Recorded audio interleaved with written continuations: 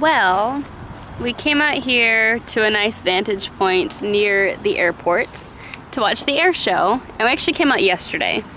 But by the time we got here, it had ended about 5 minutes before. So we came out this morning, and there's a low cloud ceiling, and it's raining. Come on, guys, it's gonna get too cold. There's a bit of a rain shadow under those awnings. So we're getting rained out. We'll get Ethan too then. Ethan! Oh no! Ethan, get on me!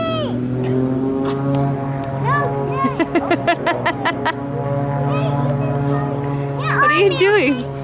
Fine, restart. No, You got distracted. Ethan on me! FM, it won't hurt. It hurt. Look, an airplane.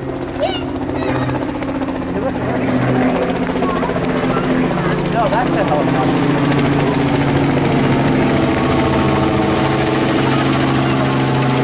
Wow. That is so cool. It's called tail slide. He's stalling for like 5 seconds.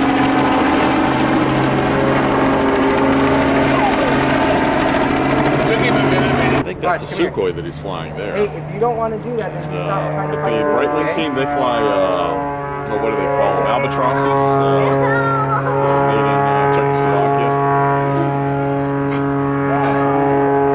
Oh, he's just hovering. It's so cool. Say uncle. Say uncle. Wow. You did.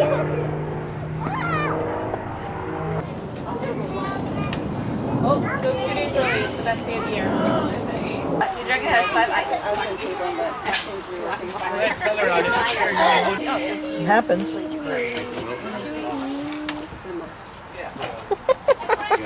That's a great looking hot dog, isn't it? That's a good one. You got wings and you decorate them. Put this gas on your nose! On your nose as well!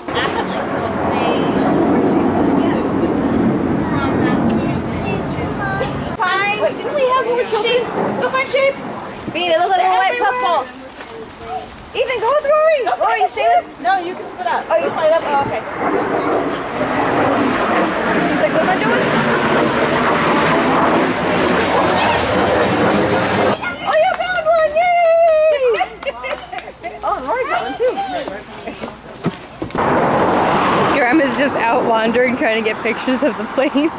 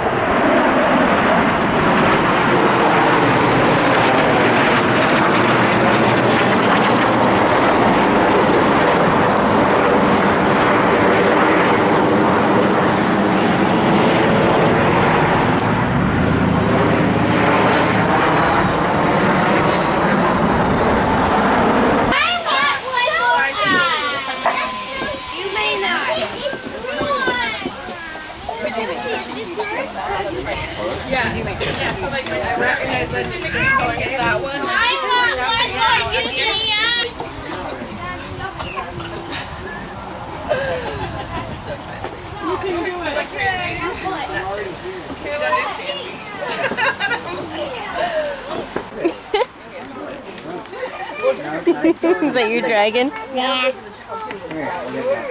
How's this dragon? Who's that dragon? With tape. Oh, thank you. I don't need that. You can put that on the ground. No, don't eat it, Alia. Oh well.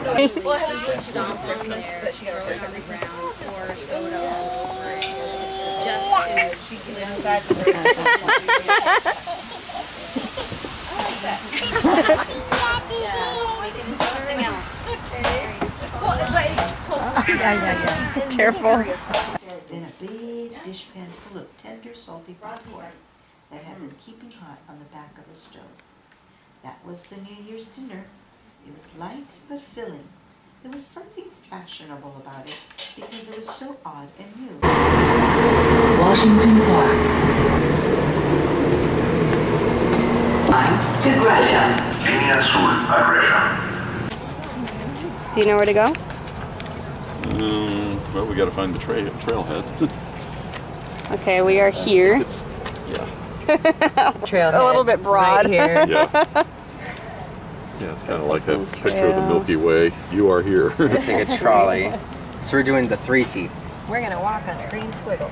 Okay, so All right. I think we We're head lost. downhill.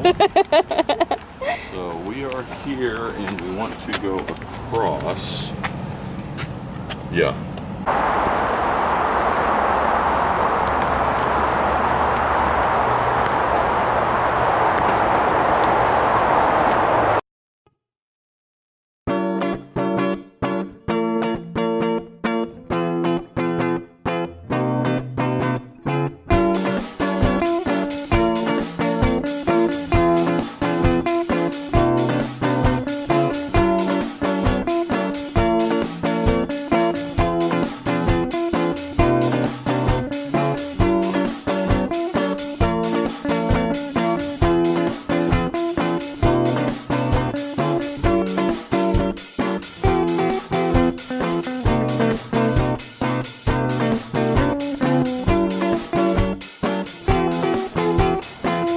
Oh, we are high up and tired. I really don't know how we ended up here. It's so weird. Till 9:30 p.m. On the weekends it only gets 5. Don't look. I don't like it. I'll stick my camera over, but I'm not gonna look.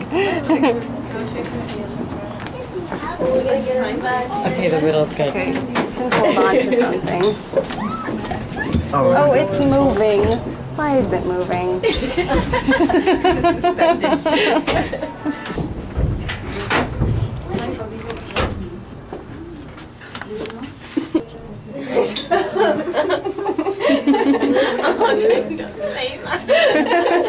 What she said, oh god. Oh dear God.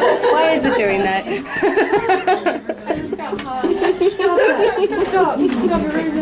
Oh, I don't like this at all. It lurches so much.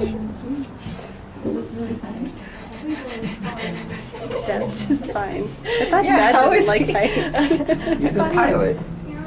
That's different. This doesn't have wings or controls for us. At least it's fast, not like super slow, like the ones in like the boardwalk. I think this frosted like a bunch of races. Yeah.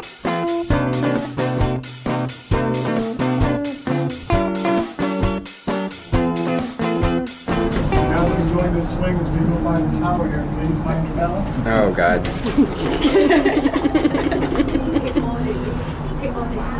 What's going on in those tents? Oh my god.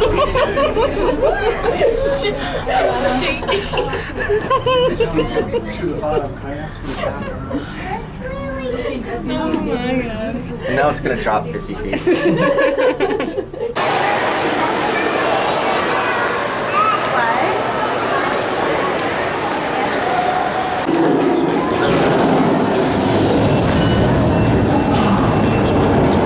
Look at all his face.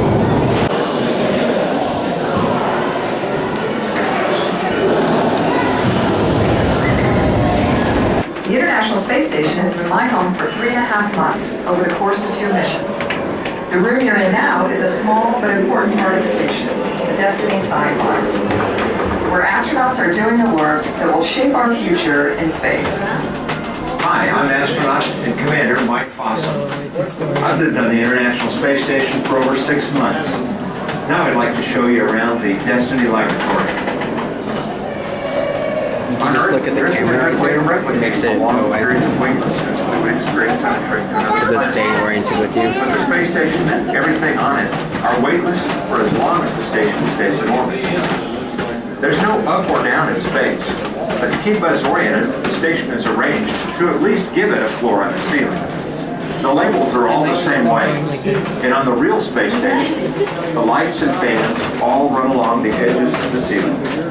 You need to get used to the sound of those fans on the ISS. They aren't here simply to keep us cool.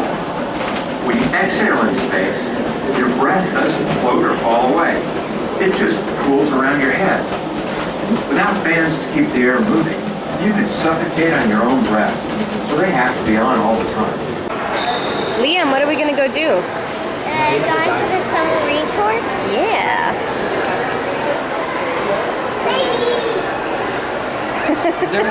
Are you excited? Good. Submarine tour. Just forward of the 5 is one of our dive planes. We have 4 on board, 2 in front, 2 in back, and they're going to help the submarine go up and down in the water. All the stuff that you see up on top actually drops down inside, makes it nice and smooth across the top. The 2 silver tubes with the hooks are the periscopes. That's the only way we can see out of the boat. After this one was nuclear powered, and this submarine and its 2 sister ships were built at the end of the 1950s and were specifically built to test the design ideas and invention of nuclear power was going to mean. So in this boat, because it is diesel powered, we have to come to the surface once a day to swap out the air in the boat and recharge the batteries. Nuclear powered submarines are going to change that. That's really cool. Here we go. Isn't this neat? You're way ahead of the curve. This is the control room. I'm sorry? Yes. You hear the different sounds. Huh.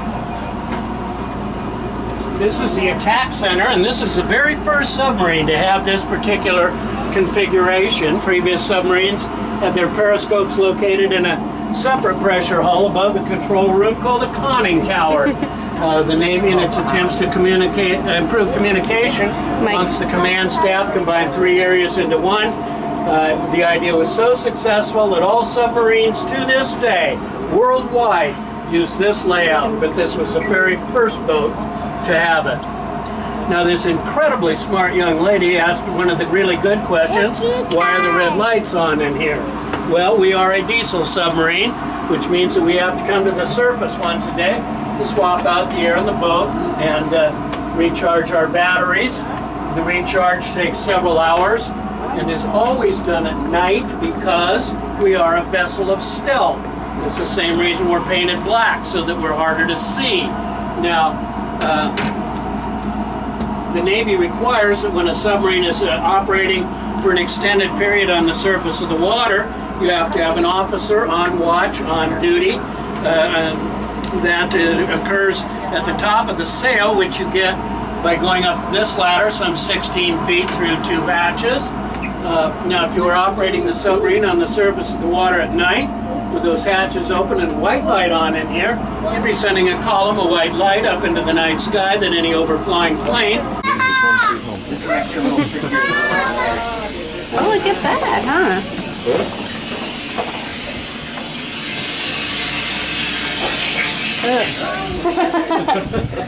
Oh, that's huge. What is this? Another bathroom? That's the head. So Okay.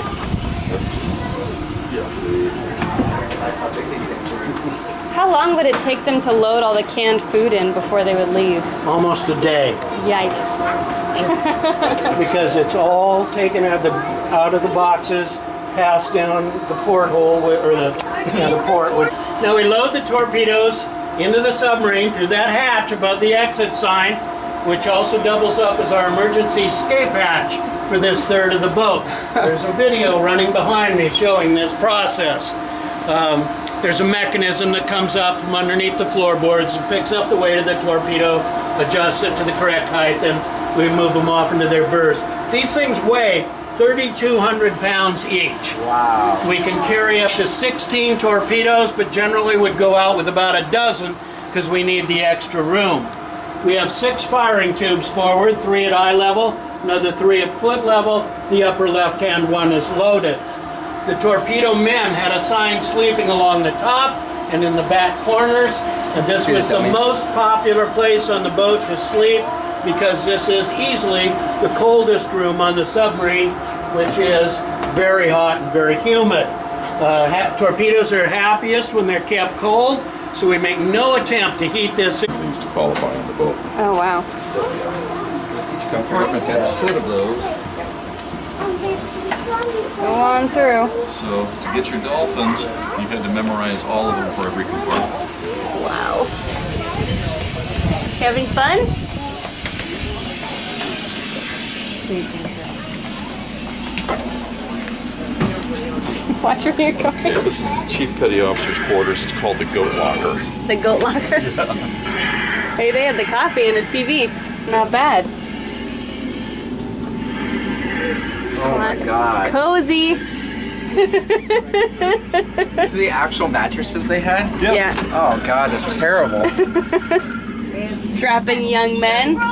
Nothing they couldn't handle. Awful.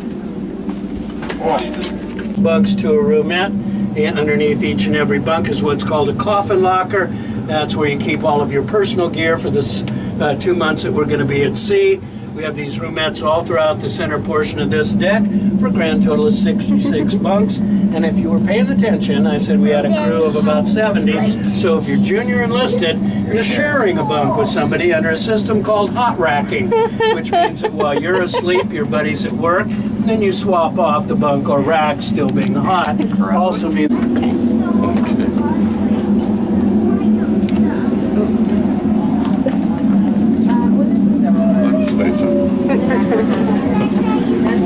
It sounds so bad when you don't have, 80 people on board. Yeah. So how did they recharge them? With the diesel engine. You'll see the engine. That's the Energizer Bunny Yeah. with the batteries. Step through.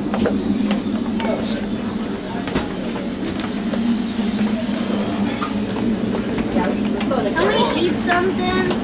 you wouldn't want that food, because all your breads, pies, cookies, cakes, muffins, and the like are cooked from scratch every day. In fact, food on a submarine is the finest food you'll find in the military. This tends to be true worldwide, no matter whose Navy you're talking about.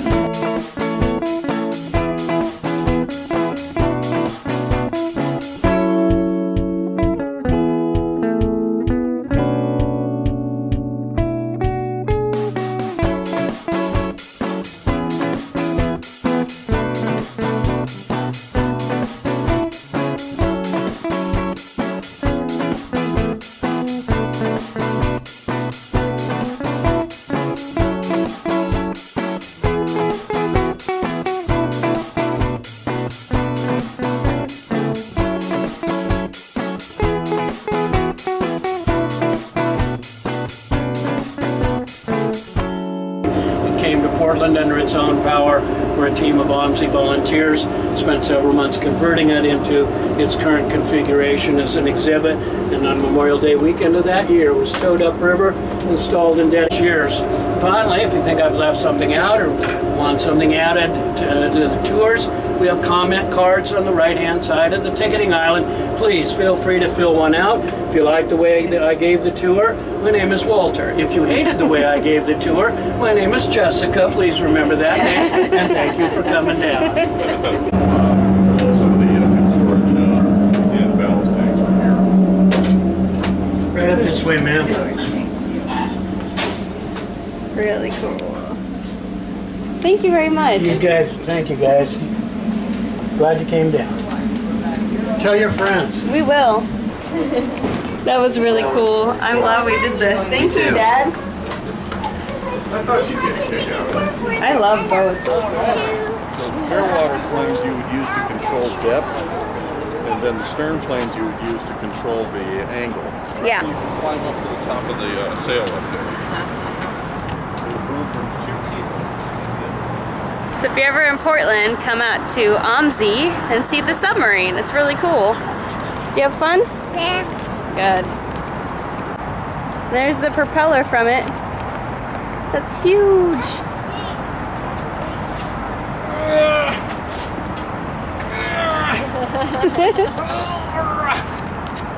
I don't think it's meant to spin. What if it was spinning so fast? I'm glad we came out and did this. Okay. All right, now. We're at the library because we're taking a family photo. But we only have one car here right now, so they dropped us off in the first trip. And Cameron's going back to pick up everyone else. Hi. Hey, where's that scarf thing that we got you? I left it in the car. What are we doing today? Taking a family photo. Nice. Are you gonna look all handsome? You gonna smile and look all cute? Okay, good. Time to say goodbye. The car hasn't even stopped yet. Goodbye. We are leaving. Portland. They're gonna go to IKEA and eat yummy food, but Mike and I have to leave. Now I'll eat for you. Thank you. You're welcome. And we'll tell you all about it. Great detail. Overall, it's been a fun trip. Yes, it has been. Mike got a lot of exercise. Mike always gets a lot I of always get exercise exercise when I'm with the kids. Yep. Here we go. My arms got worked out.